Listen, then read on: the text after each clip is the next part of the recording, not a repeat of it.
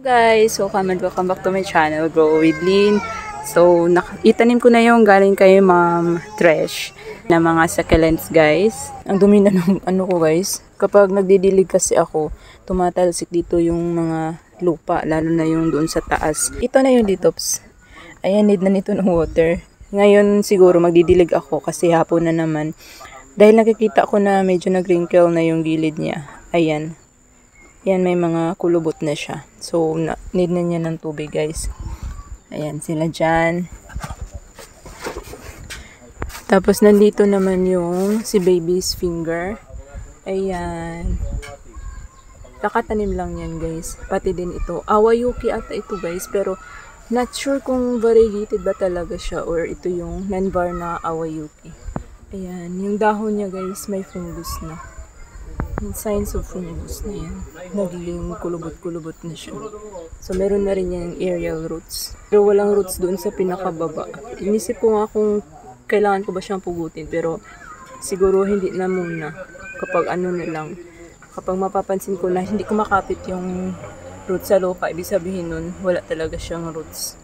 So, ayan, si baby's finger, sana mag-survive na siya dito sa akin at magtagal. Ito naman yung mga angko cute. Ayan. Meron kasing alkansya yung anak ko na gusto niyang i-open. Tapos ang kulit kaya in-open ko. Tapos ito ay naisipan kong tamna na lang. At tiningnan ko kung sino yung mas babagay sa kanya na Haworthia. So ayan siya. Guys, parang yung variegation niya magye-yellow kaya ito.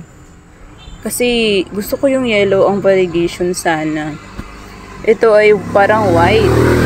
So, hindi ko alam kung mag-yellow pa ba siya. Gusto ko yung mag-yellow sana. Ayan, ang cute niya, guys, oh. Baboy. Nasa baboy siya. So, ayan. Tapos ito, hindi ko pa to sila nadiligan, guys. Ngayon, siguro magdilig ako sa kanila ngayon. Pero yung ito siya, si Truncata na, hindi ko alam yung exact niya na ID niya, pero Truncata to siya. Siguro, guys, i-mist ko lang din tong si Haworthia picta. Natakot ako baka ma-overwater ko siya.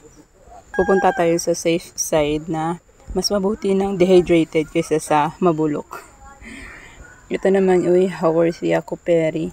Mukhang meron na talaga akong ganito, guys. Pero not sure. Siguro kapag magiging mature to, saka ko pa malalaman kung meron na ba talaga ako nito or wala. Tapos si variegated Richie. Ayun, siguro magkakaroon ito ng dahon dito, guys. Gaya doon sa aking muna, Richie din. Yun na non-var. Nagkaroon ng maraming dahon dito. Nagbigay ako ng isang sanga sa kapatid ko. Tapos ayan si Ausclaw. Hindi pa bumuka. Bubuka ba yung kanyang ganito, guys? Or ganyan talaga siya ka-close. So ayan siya. Tapos si Gotato, kung napanood nyo yung shorts, in-upload ko kung paano ko siya nilipat. Nilipat lang naman kasi hindi ko naman ginalaw yung pinaka-soil niya talaga. Siguro nito ng araw, pero lalagay ko na ba siya sa Siguro i-expose ko to bukas sa medyo mainit na area. Marami palang varieties ng Haworthia picta, guys. Tapos hinanap ko pa kung ano yung specific niya, ID. Pati din ito, hindi ko mahanap yung pinaka-specific ID ni Truncata. Ang nakalagay lang din kasi sa seller ay Truncata. Yun, paikot kasi ito. Tapos yung Truncata ko na isa ay pa-line yung kanyang tubo ng dahon. Ito ay umiikot siya. Ito ko naman nilagay si Alienopsis. Ayan, guys. Pati ang free niya sa akin. Diyan ko na rin nilagay. Katabi ni variegated ice plant. Ayan. So, si ice plant need na ng water. Pero ito, mukhang natakot pa ako na magbigay ng tubig, guys. Siguro mist na lang din. Dito na lang ako magbuhos ng water banda para malayo sa Phalaenopsis at saka dito sa sino nga to? Nakalimutan kong ID talaga nito, guys. Tapos ito naman yung si Orbiculata, guys. Medyo tumayo na yung dahon niya pataas. Kasi nakaganon ito ay nakabaw. Pero ayan, tumaas na siya. Umangat na yung dahon niya. Naghahanap na siya ng araw. So mukhang mabuhay ko naman siya. Kasi positive naman ako dahil makikita mo naman talaga sa itsura ng plant, guys, kung kaya mo silang buhayin or hindi. Kasi meron talaga mga plants na alanganin. Yung matatanggap mo sila na alanganin na yung itsura. Ewan ko ba, ba't pa ba sila binibenta? Pero sayang kasi dumadating sa'yo na hindi mo na kayang alagaan. Nandito naman nakalagay yung aking decora na variegated guys. Ayan.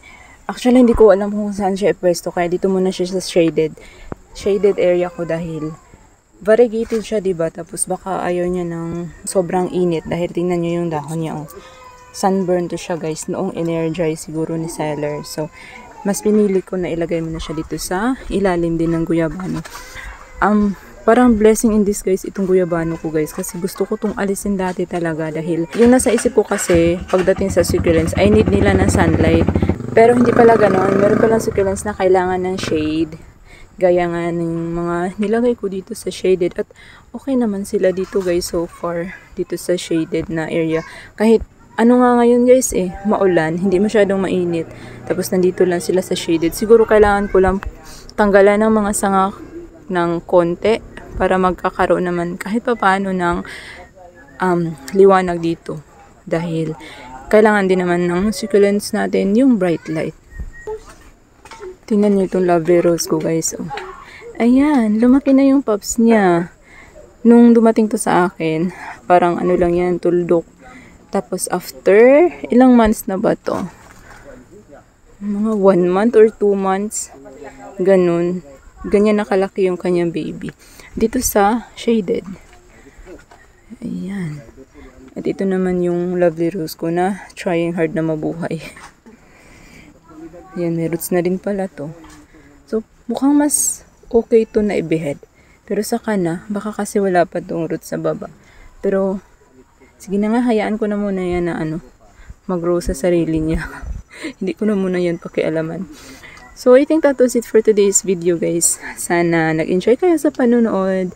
And thank you all for watching. Thank you all for subscribing. Thank you all for supporting my channel. At thank you sa hindi nagsawang sumuporta sa mga videos ko. And see you on the next one. Keep growing. Madilim na.